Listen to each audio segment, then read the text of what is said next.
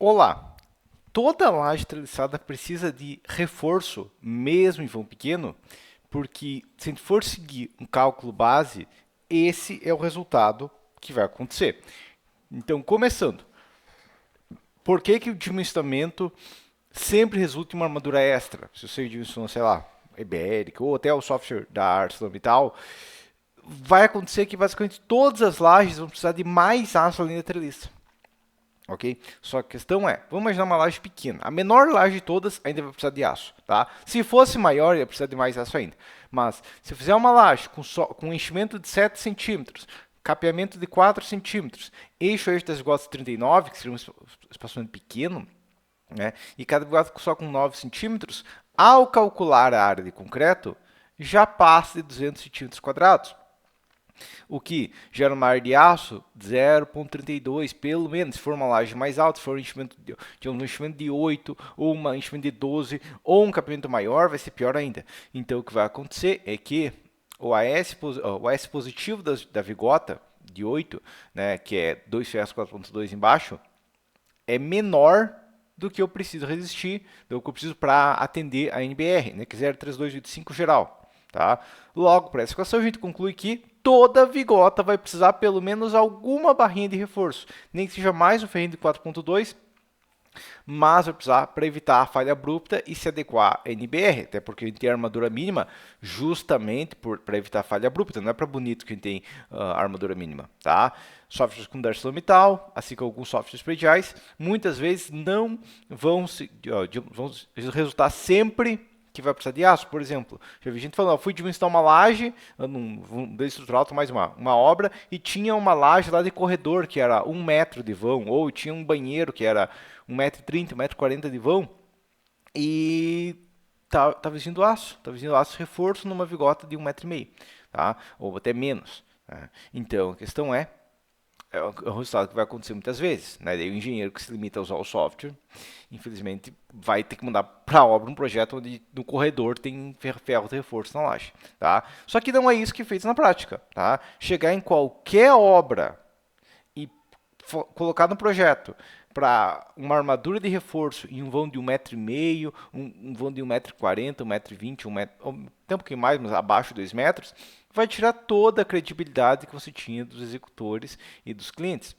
Ok? Você chega para uma obra, tem uma laje que muitas vezes ela nem tem escoramento, é só 1,20 m de vão, né? Ela só está apoiada nas vigas direto, na parede direto, porque é um banheiro, coisa do tipo. Você fala, coloca um ferro de reforço, eles vão rir, não faz sentido. Tá? E daí o engenheiro vai lá e perde credibilidade porque ele confiou demais no software e pouco não fez Deus não planejou muito bem isso, ok?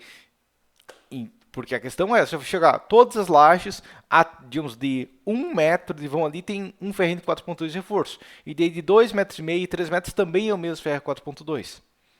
Tá, por que vão 3 vezes maior para ser a mesma quantidade de aço? Não faz sentido. Pois é, tá? E isso realmente, se chegaram já vi engenheiro que chegou para mim e falou, nossa, eu fiz aí, coloquei no projeto e tudo mais, né? Inclusive estou fazendo esse vídeo por causa disso, porque um aluno recentemente falou isso para mim, né? E riram da minha cara, falaram, não faz o menor sentido colocar ferro de reforço, não, é só treliça, digamos, é uma laje de cobertura em cima do banheiro, para que a gente vai colocar reforço, tá? Mas a questão é, justamente por quê? Porque foi só na configuração base.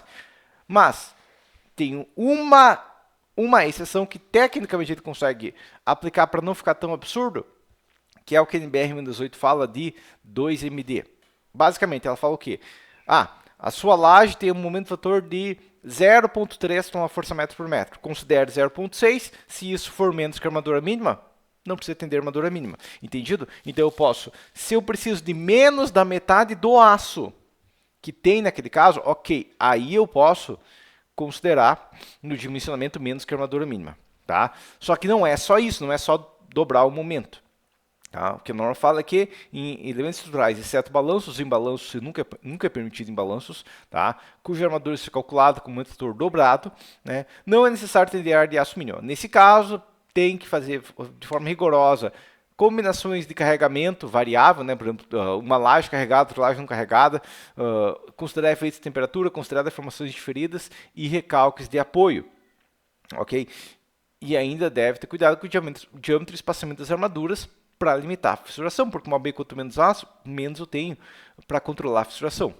Então, a gente até consegue seguir isso da NBR, mas não é só dobrar o MD, e sim conferir decalagem, carregamento alternado, isso vai reduzir o momento negativo atingido, vai ter uma perda, vai ter controle de retração, vai ter uma plastificação dos apoios, tem que ser considerada, e mesmo se seja feito isso, vai reduzir permitido em uns 30%, só que como a gente tem decalagem, na verdade, a questão é de uns 30% digamos, em 30% a 40% na prática, porque a decalagem também vai dificultar a continuidade. Okay? Então, posso perder até mais ali se eu fosse tentar aproveitar a continuidade.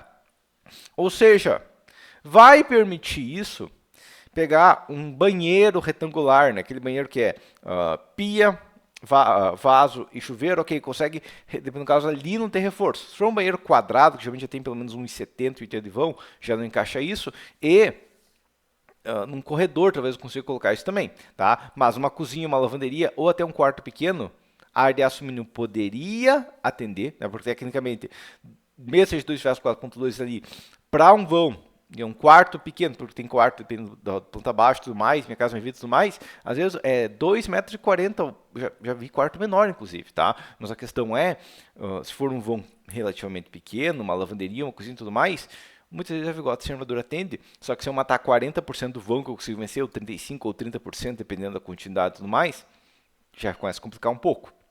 Entendido? Tá? Bom, primeiro motivo que a gente pode aplicar para reduzir, primeiro motivo de redução tecnicamente, primeiro motivo para não reforçar, no caso, para não reforçar, é uma seção T. Tá? Isso é uma questão importante, que é o quê? Como eu já falei lá no vídeo de armadura mínima em seção T, de armadura mínima em seção T, né? Uma seção T tem uma área de aço necessário positivo muito abaixo do esperado. Afinal, tem pouco concreto embaixo, então assim que eu começar a ser solicitado, vai ter pequenas fissurações que o aço já vai estar controlando ali e não vai ter uma ruptura brusca. Ok?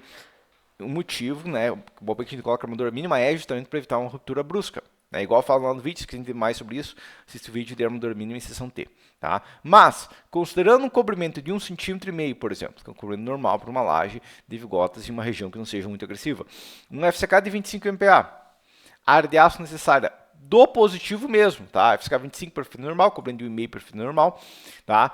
A área de aço necessária é 0,17 centímetros quadrados por vigota. Não é, e entra a questão, a área de aço que eu tecnicamente preciso é 0,32, 0,35, quase o dobro. Ok? Né? Então a questão é que tecnicamente uma seção T, metade do 0,15% às vezes já atende. Ok? Muitas vezes até menos, no caso, dependendo da seção T, se for uma mais simples, mais vezes menos da metade. Né? Mas a questão é, 2 ferros 4.2 tem muito mais do que precisa para evitar essa falha brusca. Tem 0,277. Tem mais do que 50% a mais do que precisa para evitar falha brusca. E isso resolve o problema de segurança. Eu não vou ter o problema de uma laje que está parecendo perfeita romper. Não, ela vai avisar se algum dia for romper, se algum dia sobrecarregar. Né? Uma laje que é de cobertura, resolveram colocar a caixa d'água lá em cima, e ela vai avisar. Tá? Então não acaba não sendo um problema tão grave, porque se ela for avisar, pelo menos a pessoa consegue fugir antes de cair na cabeça dela. Ok? Tá? E consertar uma laje que caiu em cima, sei lá, de uma pia é muito mais barato que consertar quando cai em cima de uma pessoa. Ok? Tá? Porque uma vez é só trocar a pia e refazer a laje, mas cair em cima de uma pessoa, tem que refazer a pessoa, daí é meio mais caro e complicado. Tá? Segundo motivo para não reforçar. Né? Para não reforçar. É uma seção T, aqui é um ponto de interrogação. Por quê? Bom, tecnicamente, a seção de uma laje treliçada são múltiplas peças em formato T de lado a lado. Ou a seção de uma laje treliçada é múltiplas peças, né? Múltiplas peças em formato T de lado a lado. Né? Eu tenho a minha vigota e a capa em cima. E do lado tem outra vigota e a capa em cima daquela vigota. E assim por diante, fazendo um monte de seções T, um T do lado do outro. Okay? Onde cada vigota é uma mini viga e a capa a mesa colaborante dessa viga, né? Dessa viga aqui, entendido? Tá? Então, isso tecnicamente seria um modelo básico que a gente trabalha. Mas a NBR 618 fala o que no item 14622? Que é a largura máxima da mesa colaborante e o espaçamento das vigas. Então, se eu tenho, por exemplo, uma vigota a cada 39 centímetros, eu não posso ter nunca mais, considerar que cada vigota vai comprimir mais do que 39 de largura, porque daí uma vigota vai estar competindo com a outra, o mesmo concreto vai ter que ajudar duas vigotas, não funciona. Né? Então, a largura máxima é o espaçamento das peças, de eixo a eixo. A largura máxima, não a largura obrigatória. Okay? A gente não é obrigado a considerar toda a largura. Ou seja, nada obriga a considerar toda a largura da mesa. Né? Ok, eu tenho espaço de 39, mas eu posso considerar a região comprimida menor. Tá? No caso de uma laje 7+4, isso é atingido modelando com largura comprimida de 30 centímetros. Claro, considerar menos concreto na compressão vai reduzir o momento resistido.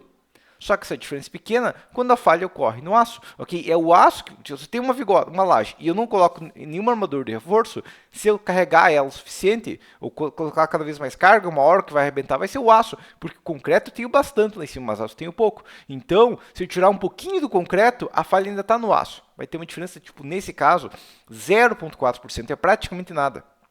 Ok? Tá, claro, chance de flash pode ser maior, mas a questão é, eu vou no momento fator de 13,254 lá no força centímetro por vigota para 13,201.